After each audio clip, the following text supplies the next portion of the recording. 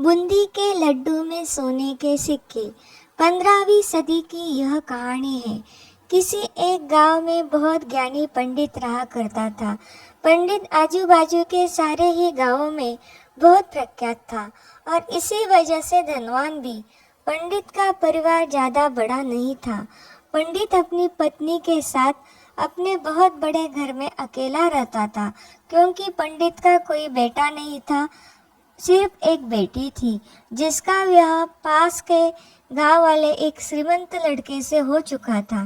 पंडित ने शादी से पहले अपने होने वाले दामाद की अच्छे से जांच पड़ताल की थी और अपनी बेटी का भविष्य भी ठीक से पढ़ा था।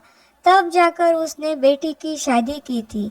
लेकिन चंद सालों में ही पंडित का दामाद बुरी आदतों के चंगुल में फंस गया। जुआ और शराब की बुरी लत ने उन्हें सड़क पर लाकर रख दिया था। अपनी बेटी की ऐसी दुर्दशा देखकर पंडित की पत्नी काफी दुखी होती थी और अक्सर पंडित को कहा करती थी, तुम जाकर उनकी मदद कराओ। पंडित हमेशा अपनी बीवी को यह कहकर उनकी मदद करने के लिए मना कर देता था कि अभी कुछ समय तक उनका बुरा वक्त चलना है। हम चाहे कितनी ही कोशिश कर ले, जो उसके नसीब में नहीं है वह उन्हें नहीं मिल पाएगा।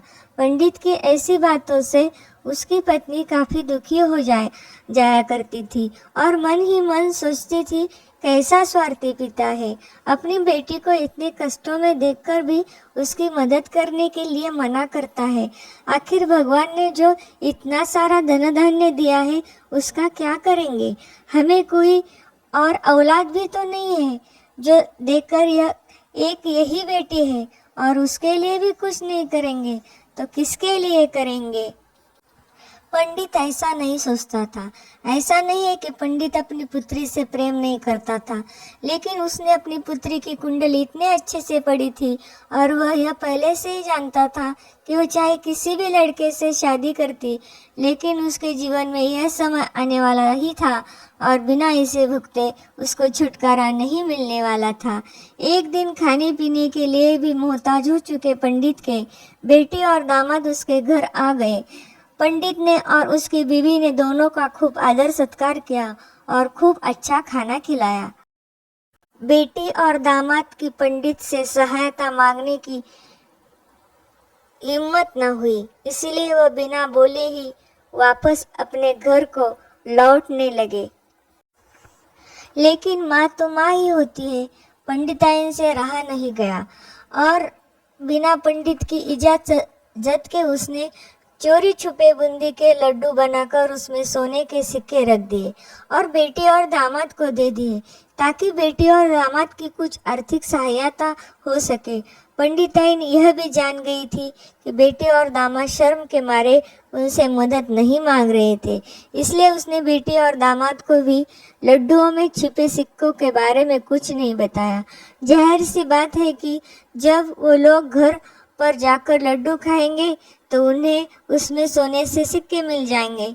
इस तरह बिना उनके मांगे ही उन तक मदद पहुंच जाएगी।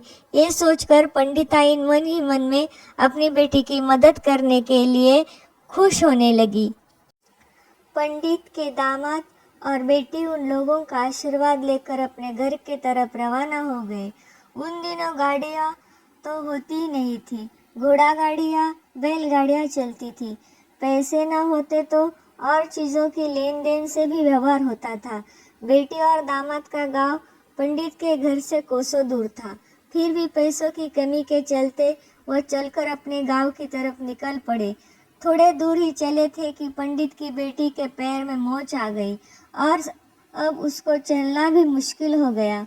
पंडित के दामाद ने जब देखा कि उसकी बीवी अब बिल्कुल चलने में सक्षम नहीं है, तो उसने एक टांगा अपने घर तक किराए पर ले लिया। दोनों पति पत्नी टांगे में बैठकर घर तक पहुंच गए, लेकिन टांगे वाले को देने के लिए उनके पास पैसे थे ही नहीं। इसलिए पंडिताइन ने जो बूंदी के लड्डू उन्हें दिए थे वही किराए के तौर पर उस टांगे वाले को दे दिए। टांगे वाला बूंदी के लड्डू को लेकर वहां से चला गया। टांगे वाला अपने घर की तरफ जा रहा था, तब उसे एक हलवाई की दुकान दिखी। उसने सोचा कि थोड़ी सी बूंदी के लड्डुओं में मेरे घर के लोगों का पेट थोड़ी भरने वाला है।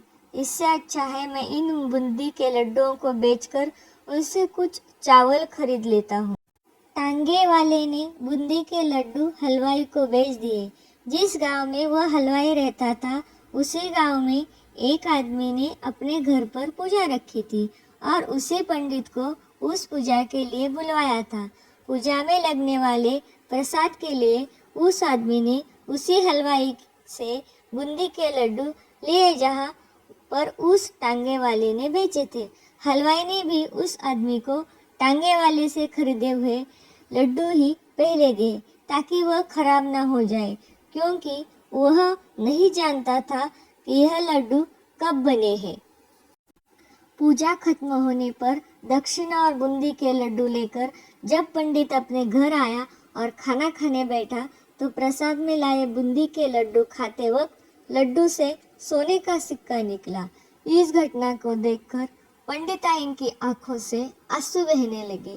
पंडित ने जब पंडिताइन से उसके रोने का कारण पूछा तो पंडिताइन ने पंडित को सब कुछ बताया और पंडित से उनकी बातों पर भरोसा न करने के लिए माफी मांगी।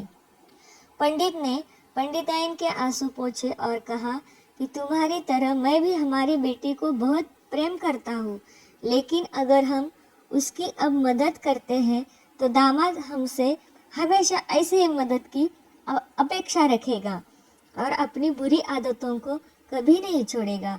पंडिताइन भी अब पंडित की बातों से सहमत हो गई। 2-3 महीने बीत गए। पंडित के दामाद और बेटी फिर से एक बार उसके घर आए और इस बार उसकी परिस्थिति पहले से बेहतर थी, क्योंकि पिछली बार खाली हाथ जाने के बाद दामाद ने नया काम शुरू किया था और अपनी सारी बुरी आदतें छोड़ दी थी। आज की कहानी आपको कैसी लगी कमेंट करके बता दीजिए। चैनल को लाइक कर दीजिए, सब्सक्राइब कर दीजिए और बेल आइकॉन पर प्रेस करना मत भूलिए, क्योंकि मैं आपके लिए लेके आऊँगी रोज़ रोज़ ऐसी नए नए विषयों पर नई नई कहानियाँ। धन्यवाद।